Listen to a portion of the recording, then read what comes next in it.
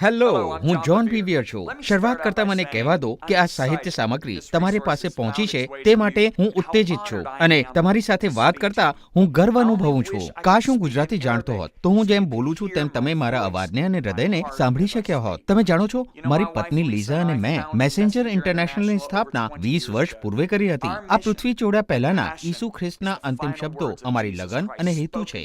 માથી 28:19-20માં તેમણે આપણને આજ્ઞા કરી કે એ માટે તમે જઈને સર્વ દેશનાઓને શિષ્ય કરો, પિતા તથા પુત્ર તથા પવિત્ર આત્માને નામે તેઓને બાપ્તિસ્મા આપતા જાઓ. મેં તમને જે આજ્ઞા કરી તે સર્વ પાળવાનું તેઓને શીખવતા જાઓ. આ જ કારણસર આ સાહિત્ય સામગ્રી તમને પ્રાપ્ત થાય માટે અમારા વિશ્વાસભરના સહભાગીદારો અને અમે જેઓ મેસેન્જર ઇન્ટરનેશનલમાં છે તેઓ બધાએ પ્રાર્થના અને મહેનત કરી છે. મારા મિત્ર, તમે અમારી પ્રાર્થનાનો જવાબ છો.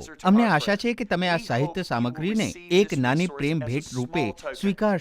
જ્યારે દેવે મને આ સંદેશો પ્રગટ કર્યો ત્યારે મારા જીવન અને સેવા કાર્ય પર ક્રાંતિકારી પ્રભાવ પડ્યો. હું માનું છું કે તમારા જીવનમાં અને તમે જેમને દોરો તેમના જીવનોમાં પણ તે આ જ કાર્ય કરશે. હવે હું તમને આનાથી પણ મોટા આનંદની વાત કહેવા માંગુ છું. અમે જે ઓનલાઈન સંગ્રહાલય બનાવ્યું છે તેનો આ સંદેશો એક નમૂનો છે જે તમારા માટે વિશ્વભરના ખ્રિસ્તના શરીર માટે નિઃશુલ્ક ભેટ છે. નિઃશુલ્ક ઓડિયો અને વિડિયો શિક્ષણ, પુસ્તકો, અભ્યાસ માર્ગદર્શિકાઓ અને વધુ સાહિત્ય સામગ્રી મેળવવા માટે આ સાહિત્ય સામગ્રી પર અને સ્ક્રીન પર આપેલી વેબસાઇટ જુઓ. આ સાહિત્ય સામગ્રી તમારી ભાષામાં ઉપલબ્ધ બની શકે છે તે માટે ભાષાંતરકર્તાઓ, એડિટરો અને અન્ય દેવને સમર્પિત ભાઈ બહેનોના સમગ્ર તંત્રનો આભાર. અમે વિશ્વાસ કરીએ છીએ કે અમારી સેવાને સાથ સહકાર આપવાનો આ સંયુક્ત પ્રયાસ પૃથ્વી પરના દેવના રાજ્યમાં એક અનંતકાળનું અને મહત્વનું રોકાણ છે. તેથી દેવે જે તેડું અમારા હૃદયોમાં મૂક્યું છે તેને પૂરું કરવા કૃપા કરીને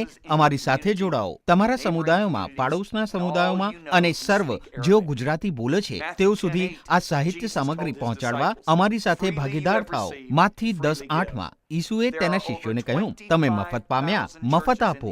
અમેરિકામાં 25,000થી પણ વધારે મંડળીઓ છે જે અમારી સેવાના અભ્યાસક્રમની સાહિત્ય સામગ્રી વાપરે છે. આજે એ જ અમે તમને મોકલીએ છીએ. અમે માંગીએ છીએ કે દેવનું વચન સર્વ લોકોને સર્વત્ર પ્રકટ કરવાનું અમને મળેલું તેડું પૂરું કરવામાં તમે અમારી મદદ કરો. કૃપા કરી આ સીડી પરથી અને અમારા ઓનલાઈન સંગ્રહાલયમાંથી બધી જ સાહિત્ય સામગ્રી તમારા કુટુંબીજનો અને મંડળીઓ સાથે વહેંચો.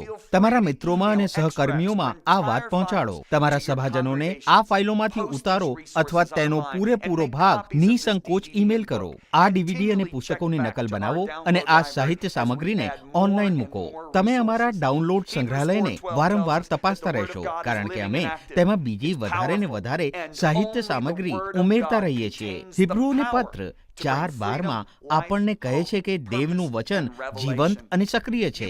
તે સામર્થ્ય ધરાવે છે અને ફક્ત દેવનું વચન સ્વતંત્રતા, જીવન, આશા, હેતુ અને પ્રકટીકરણ લાવવાનું સામર્થ્ય ધરાવે છે. વિશ્વભરમાં અને તમારા રાષ્ટ્રમાં આ સંદેશાઓને પ્રસાર કરવા તમે મહત્વનો ભાગ ભજવો છો. દેવના બાળકો દેવના વચનનું સામર્થ્ય તેના પૂરા ભરપૂરીપણામાં અનુભવ કરે તેવી અમારી તીવ્ર ઈચ્છા છે. હું જાણું છું કે તમે પણ આ તીવ્ર ઈચ્છા ધરાવો છો અને પૃથ્વી પર દેવનું રાજ્ય આગળ વધારવા તમારી સાથે કાર્ય કરવું એક લાવો છે. મારા મિત્ર સાંભળો, અમે તમને પ્રેમ કરીએ છીએ અને સહકાર આપીએ છીએ. ખ્રિસ્તના શરીર પ્રત્યેનું તમારા સર્વસ્વથી લોકોની સેવા કરવા માટે અને વિશ્વાસુપણે દેવનું હૃદય શોધવા માટે તમારો આભાર. ઉત્તેજન પામો. જેમ તમે હિંમતથી દેવનું વચન પોકારશો તેમ વચન દ્વારા તમારી મંડળી, તમારો સમુદાય અને તમારા રાષ્ટ્રમાં સદાકાળ માટે પરિવર્તન આવશે. મારી પ્રાર્થના છે કે દેવની કૃપાના સામર્થ્ય દ્વારા આ સાહિત્ય સામગ્રી તમારા વર્તુળના પ્રભાવ સુધી પહોંચવા તમને તૈયાર કરશે. આ મારું સૌભાગ્ય છે કે વિશ્વાસમાં હું તમને ભાઈ અથવા બહેન ગણું છું. હું માનું છું કે આપણે સાથે મળીને પૃથ્વી પર ઈસુ ખ્રિસ્તને ઊંચા ઉઠાવાતા જોઈશું. દેવનો મહાન આશીર્વાદ મળે એ હું ઈચ્છું છું.